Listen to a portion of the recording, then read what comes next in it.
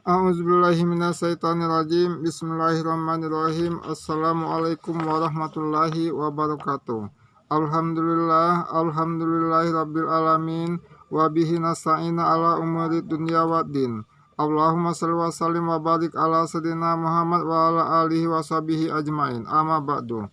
Pertama-tama, marilah kita panjatkan puji syukur kehadirat Allah Subhanahu wa taala atas karunia nikmat yang telah terlimpahkan kepada kita semua.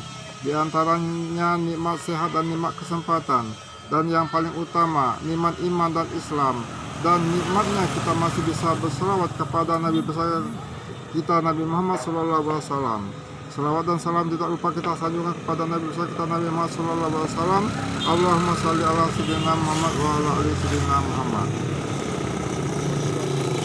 Baiklah, pada kesempatan ini saya ingin mengungkapkan pasal gaib di desa Nanjungan. Saya pada dasarnya tidak ada niat untuk mengamati penghuni gaib-gaib yang ada dimanapun, di desa manapun, apalagi di desa Nanjungan. Contohnya tempat pemandian angker, jembatan gantung angker, khususnya pasal gaib, pintu gaib, Suman Ular Putih di desa Nanjungan. Tapi semua itu berjalan begitu saja. Kalau saya mau kontak batin, saya lebih baik fokus ke tempat yang benar wingit, seperti yang biasanya yang suka saya kontak batin itu Gunung Serandil, Gunung Lawu, Gunung Slamet, Gunung Jati, Gunung Dempo, bahkan Bukit Hitam dan Bukit Gadung itu, karena mereka antara Bukit Hitam, Bukit Gadung dan Gunung Dempo itu satu tali persaudaraan. Termasuk Batu Hitam. Batu Hitam itu sebenarnya pada awalnya saya senang karena tempatnya cukup untuk mendukung kenyamanan tempat berzikir. Tapi walaupun saya di sana, saya kontakin semua gitu. Bukan hanya tempat Batu Hitam saja yang kontai. Lagi pula seperti Bukit Gedung, seperti Bukit Gadung, Bukit Hitam dan Gunung Dempo itu merupakan satu kelompok yang persaudaraannya sangat kuat. Jadi bisa kita contoh, mereka saja bisa menjalin persaudaraannya sangat kuat. Sementara pagar gaib itu masih termasuk dan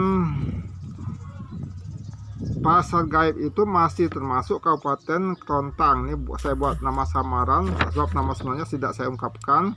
Dan sedangkan kabupaten ini termasuk wilayah Kerajaan Bukit Hitam. Nah gitu.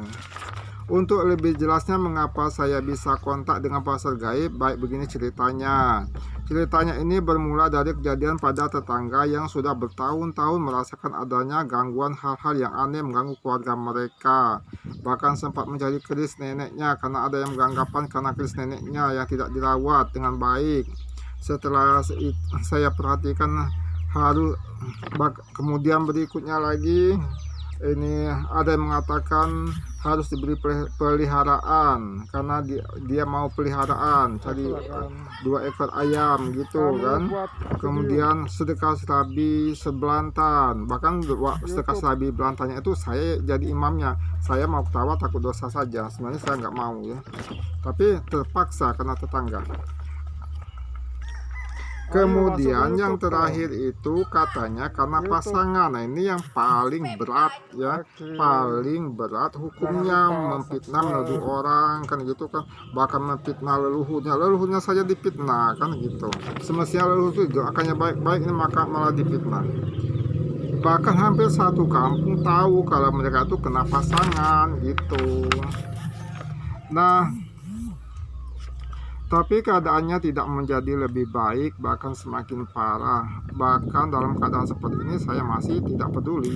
Saya belum mau peduli karena kan kalau masih ada yang bisa ya silakan saja. Saya kan nggak ini fokus banget yang masalah ini ya.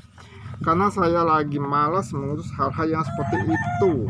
Lagi pula sekarang sudah banyak yang punya kemampuan untuk hal-hal yang seperti itu. Kenapa harus saya kan gitu. Nah, pada malam itu saya mendengar anaknya menangis, memanggil ibunya jam 12 malam ini loh. Besoknya saya tanya dengan tetangga, kenapa sih kejadiannya mereka itu kan. Nah, ini pun saya belum tergerak untuk berbuat sesuatu karena menurut cerita mereka ini sedang berobat kepada yang mumpuni gitu kan. dan semua yang mereka temui itu mengatakan dia itu kena pasangan kan gitu. Bahkan mereka sempat ziarah ke makam Serunting Sakti gitu. Tapi itu pun saya nggak peduli amat ya biarin saja, mungkin juga bisa, yang penting sembuh. Saya berpikir seperti itu. Setelah 1 minggu 2 minggu kadang tidak bertambah baik, maka saya mulai tergerak ini. Saya melihat dia ini sudah tidak berani lagi ini di rumah itu kan. Sampai 1-2 minggu dia itu tidak mau kembali ke rumah, takut karena ada rasa takutnya untuk tinggal di rumah itu ya. Maka itu saya mulai tergerak ya untuk melakukan sesuatu yang kebetulan saya punya hijab yang memang jarang saya gunakan. Untuk saya sendiri saya jarang gunakan hijab ini ya. Setelah beberapa malam saya melakukan zikir dengan hijab itu, maka satu malam saya mendapat gambar datangnya 2 sosok lelaki yang meminta untuk jalannya segera dibuka, sebab dia sudah melaporkannya ke Kabupaten Kerontang Samaran ya. Nggak saya terjelaskan. Dan yaitu dari kerajaan Bukit Hitam. Lalu saya mengamati kebenaran daripada perkataan dari 2 sosok lelaki itu, apakah benar tidak ada jalan lain kan gitu kan. Waktu saya mengamati itulah ya, memang benar jalannya tertutup dan tidak ada jalan yang lain. Kalau ada jalan yang lain jelas saya ini arahkan ke situ, tapi ternyata benar-benar tidak ada. Nah pada waktu itulah saya melihat sedikit ke atas sedikit, saya nggak masuk ke dalam benar enggak. Saya melihat di atas itu ada jalan raya, seperti jalan raya pendopo itu.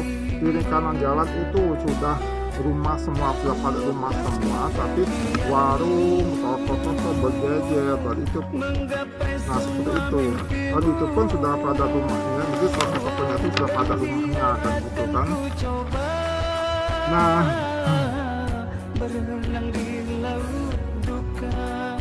kejadian ini saya laporkan besoknya, dan mereka mendapatkan respon yang positif kepada saya. Dan setelah itu dapurnya itu memang ternyata dapur yang mereka buat itu di atas jalan mereka kan gitu kan. Nah sekarang dapur itu sudah dibongkar dan aman sampai sekarang, nyata ya gitu. Jadi kita tidak kenyataan saja, kalau mau melihatnya pakai mata batin, jangan melihat pakai mata bolong ya gitu. Jadi jangan omongkan genyam, bohong, buktikan saja. Saya kasih tahu jalannya kalau mau buktikannya. Kalau kamu punya mata batin, saya kasih tahu jalannya, tapi pasalnya saya sendiri ya.